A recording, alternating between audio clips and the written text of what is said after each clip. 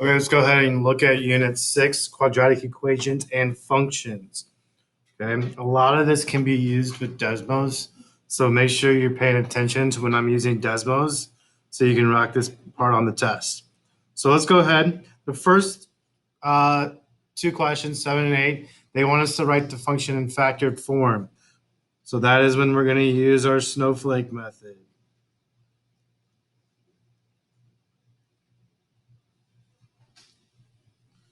Whenever they want us to factor, that's the snowflake. So let's go ahead and draw our snowflake for our first example. Remember, the sides of the x's is whatever this term right here is. So it's just a plain old x. The top is our addic, a times c. So we have 1 times 25, which is negative 25. Notice that there is no middle term. It is missing. There is no basement. There's no b. So we fill the bottom of our snowflake with a 0. Then come over here and let's think of what multiplies to make 25. 1 and 25, and 5 and 5. Well, we need a negative 25, so the 5, one of them is going to be negative. So we end up with negative 5 and a positive 5. So when we write our answer is going to be x minus 5, x plus 5.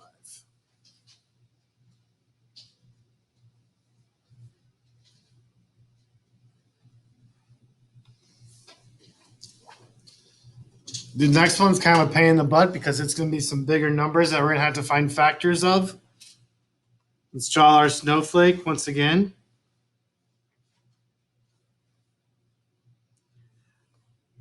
On the side of our snowflake is going to be 6m.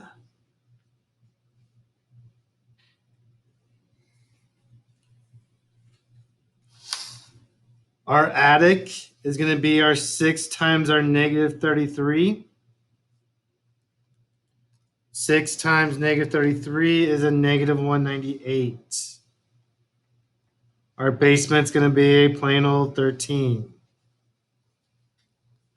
So this was when I was kind of talking about pain in the butt, because 198 is our number.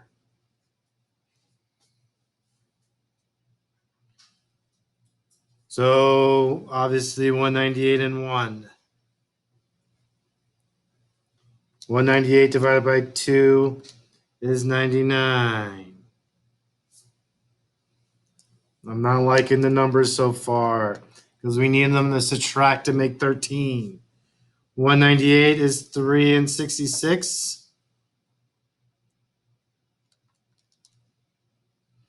198 divided by 4 is a decimal, so that's not going to work. I'm going to skip 5 because it's not ending with a 0 or a 5. 6 goes into it 33 times. Still not our winner. 7's a decimal. 8's a decimal. 9 is not. 9 and 22. Pretty sure those subtract to make 9. 13, I mean, and they do. Okay, so 22 and 9 is our winner. But we need a negative 198, so one of these needs to be negative. So since the 13 is positive, the bigger number has to be positive. So positive 22 and negative 9. Now let's reduce these. This guy is divisible by 2. So we end up with 3m over 11. This guy is reduced by 3. So 2m over negative 3. So there's our two parentheses. 3m plus 11, 2m minus 3.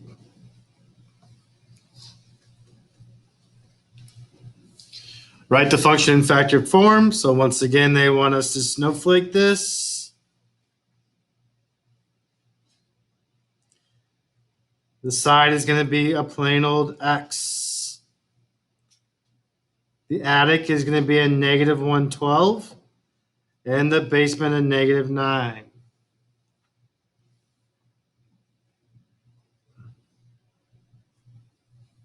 One times 112, 2 and 56. 3 does not go into it. 4 and 28.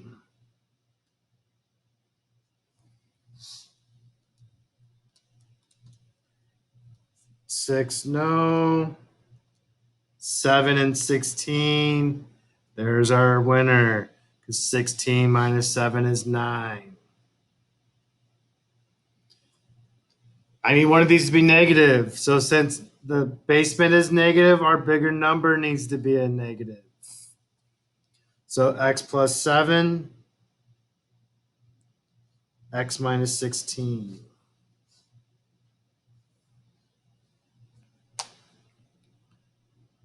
One more snowflake problem, and then we'll move on. We have our side is just going to be a plain old x again. Attic, negative 11. Basement, negative 10. There's only one thing that multiplies to make 11. 11 and 1. Since the basement is negative, the bigger number needs to be negative. X minus 11, x plus 1.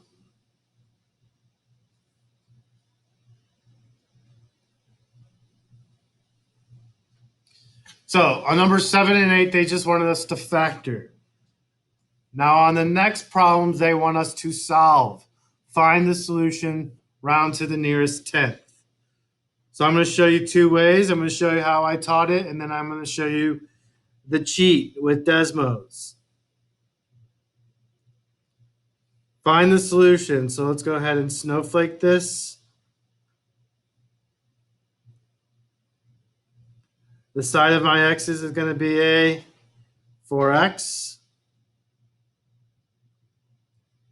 Attic, 4 times 14, 56. And my basement is negative 15. So since my attic is positive, my basement's negative, these both need to be negative. 56, 8, and 7 make it. Let's reduce this guy. Divisible by 4, so this is x minus 2. So we're left with x minus 2 and 4x minus 7 equals 0. So let's go ahead and set both of these equal to 0.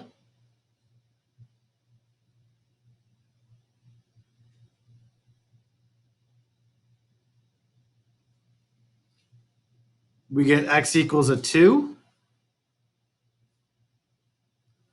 4x equals 7 divided by 4, x equals 7/4. So go ahead and remember those numbers. Let's go ahead and get out Desmos now, and let me show you how we can find these solutions on Desmos.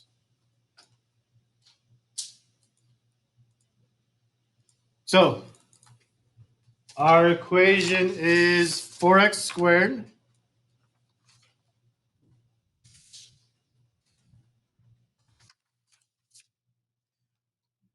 minus 15x plus 14 equals 0.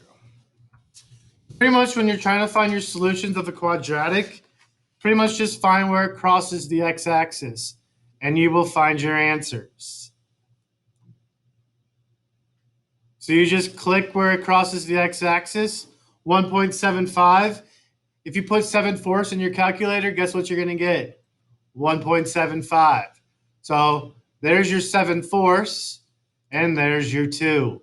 So pretty much when they ask you to solve, just find where it crosses the x-axis. So looking at the second one on number 9,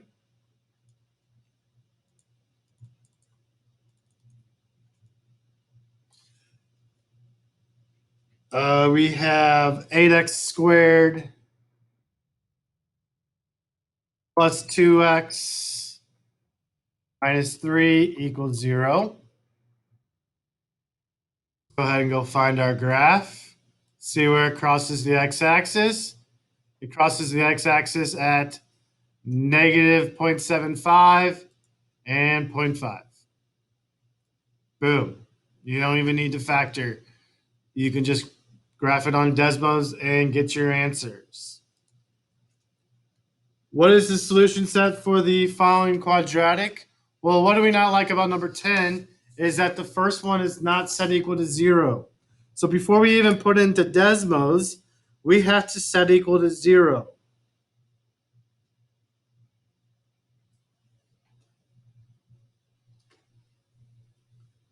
So we need to set equal to 0 before we even Desmos it. Now that it's set equal to 0, you can either snowflake it, or I think everybody else's decision is going to be just to Desmos it. So let's get Desmos out. Put in the 1 when we set equal to 0. FYI, Desmos only uses the variable x. So whenever they use a funky letter like A, just replace it with an x. Okay, Desmos only likes x. Graph it. Find where it crosses the x-axis at. It crosses it at negative 1.162 and 5.162. I just saved you guys from using the quadratic formula, negative b plus or minus the square root of b squared minus 4ac all over 2a, by just Desmosing it. Okay, you would have to use the quadratic formula to find those answers. So just graph it on Desmos, click the x-axis intercepts, and you have your solution. The second one in that section is already set equal to 0. Okay, it has a letter f as a variable. Replace it with an x. Desmos only likes x. Click your x-intercepts, negative 0.883 and 1.133. Once again, I just saved you guys from having to use the quadratic formula. Plot it on Desmos and find the x-intercept. Let's go ahead and turn our page over. Find the zeros of the function. Guess what? That's a fancy word for solutions. So I'm going to go to Desmos. We have y equals x squared plus 13x plus 42. Go find your x-intercepts. Click them to get your answers. We have negative 7 and we have a negative 6. Boom, done. Y equals x squared minus 5x minus 36. Find your x-intercepts, negative 4 and 9. Boom, done. You found your solutions. On number 12, they use the verbiage find the x-intercepts. Another word for to find solutions. So just find where it crosses the x-axis. X squared minus 7x plus 12 equals 0. We have a 3 and we have a 4. Boom, done. We've solved. Okay, let's do this for the 8th time with just doing the same thing. 3x squared plus 5x minus 8 equals 0. Negative 2.667 and 1. There's a good chance of the test that they're going to give you the fraction of negative 2.667. So if you have fraction answers, just take the fraction. So if it's 3/4, you just take 3 divided by 4 to figure out what the decimal is. Okay, let's move on. There'll be a problem on there where you need to learn about the discriminant. How many times does the quadratic function intersect the x-axis based on the following discriminants? If it is positive, it's going to cross it 2 times. If it's negative, 0 times.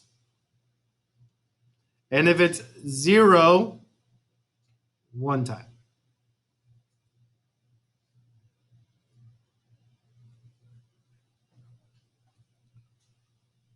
Which quadratic equation is equivalent to the one below?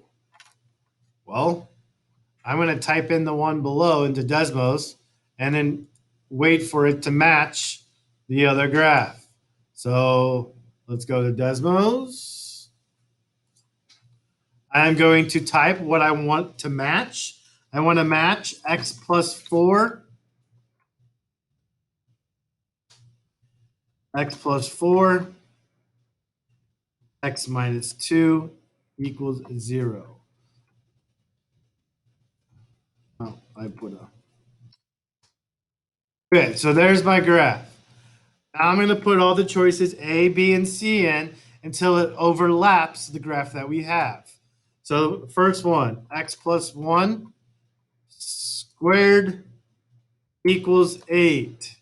Does it overlap the graph? No. So let's change this to a minus 1 to match B. Does it overlap the graph? No. Let's do the next one. Looky there. Did the red go right on top of the black? Yes, our answer is C. Desmos is going to be your best friend on this final. Which equation matches the graph? Guess what I'm going to do? I'm going to go to Desmos. I'm going to put A, B, C, and D in there until it matches this graph. So find the one that matches this graph, and boom, you have your answer. Okay, I'm not going to do that one in front of you. So put A in Desmos, see if it matches. Put B in Desmos, see if it matches until you have your answer. Same for this guy. I'll do the first one. 15, we'll do 15 and then we'll match it up with 16. So let's go ahead and go to Desmos until it matches our graph. Notice on our graph, it crosses at -2 and 4. It crosses at -2 and 4. So that's what we're trying to find.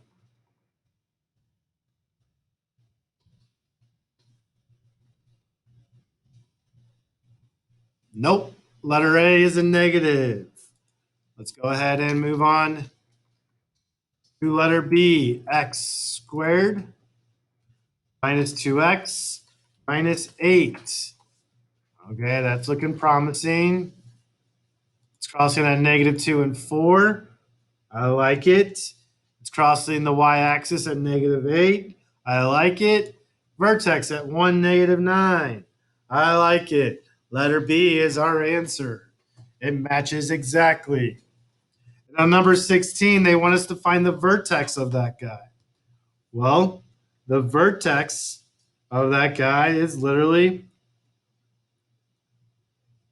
1, -9. So that's my vertex. And then my axis of symmetry is going to be x. My axis of symmetry is going to be whatever the x coordinate of that is. X equals 1. You will do the same method for number 15. Plot it until you get your answer that matches your graph. Okay, let's go ahead and move on.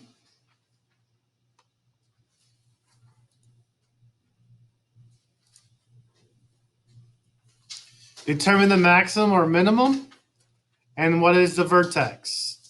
Okay, so let's go ahead.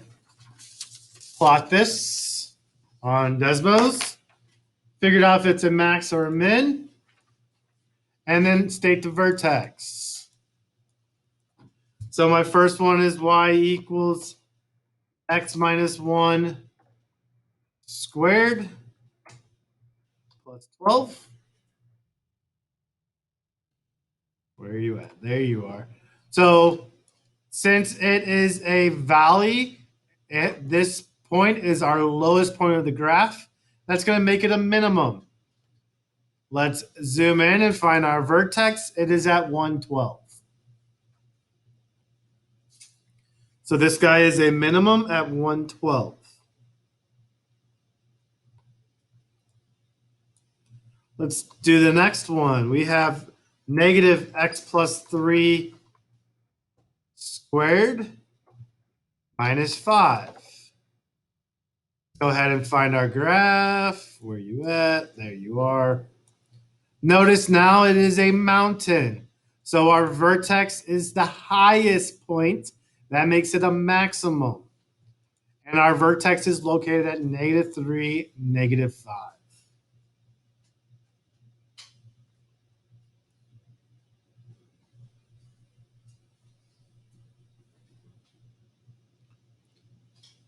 Okay, let's look at number 18, which is going to be another Desmos problem.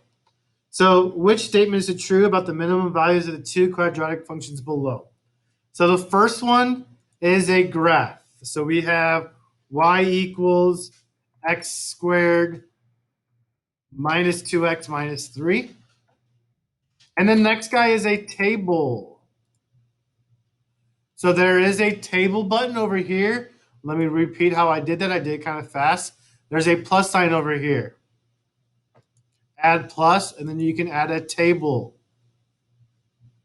And then you can literally just put in the values of your table.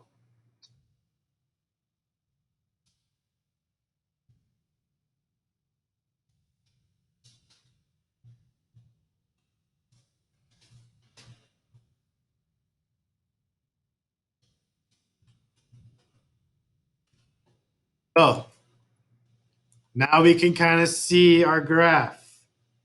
So here is one of our minimums here.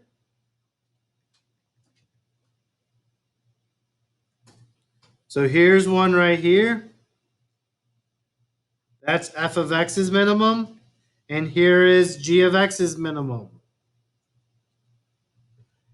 The choices are fx has a greater minimum value. Well, that's not true because fx is below it. G of x has a greater minimum value. That is our answer because g of x is above the f of x minimum. So our choice is B.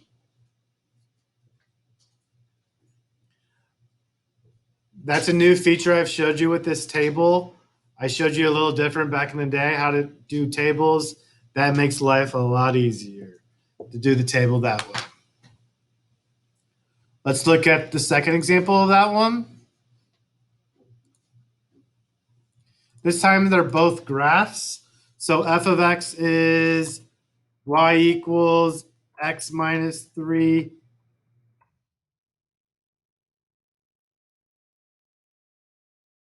squared minus 1. And g of x is y equals x squared plus 6x plus 8. Well, notice that they are on the same line. One's not higher than the other. So this choice is C. They have the same minimum value because they're on the same line. One's not higher than the other.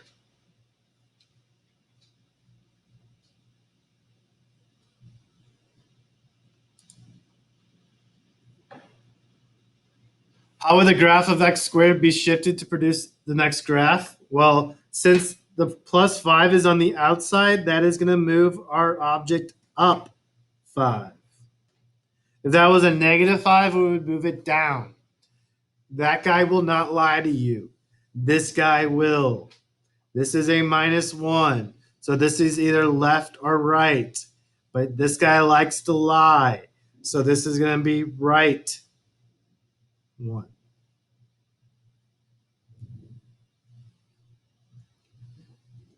Number 20. The height of basketball is unaltered shot toward the goal is described by the function blah, blah, blah, blah, blah. However, the shot was blocked after 3/4 seconds. Okay, so let's go ahead and find where the ball was blocked at. It was blocked at 3/4. So it was blocked at that moment. When it made contact, the basketball was traveling upward. The basketball was at its maximum height. The basketball was traveling downward, or the basketball was at its minimum height. So at 3/4 seconds, when the ball was blocked, where was the ball?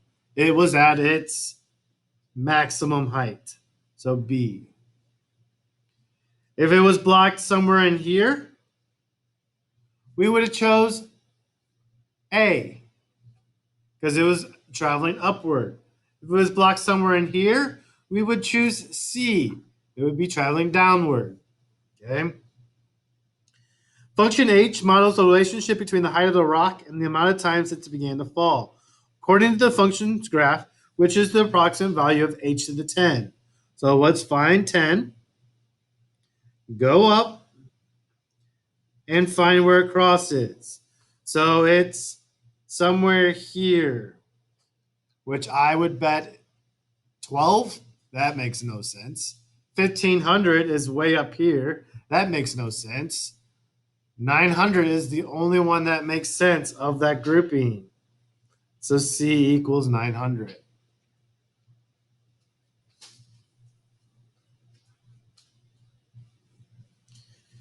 Jimmy Critch's jump can be modeled by the function blah, blah, blah, blah, blah. Means nothing to you when they already give you the graph. Where H represents the height in inches of Jimmy's jump and T represents time in seconds. Answer the following questions about the graph. What is the maximum height? How tall did the cricket get? Well, here's the maximum height. He got 4 inches in the air.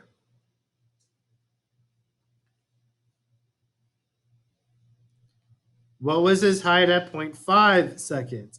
Well, here's 0.5. Go up to how high he was. Here's where it crosses the graph. It's halfway between 2 and 4, so that would be 3 inches. How many seconds does it take the cricket to land? Well, it lands right here, so that's at 2 seconds.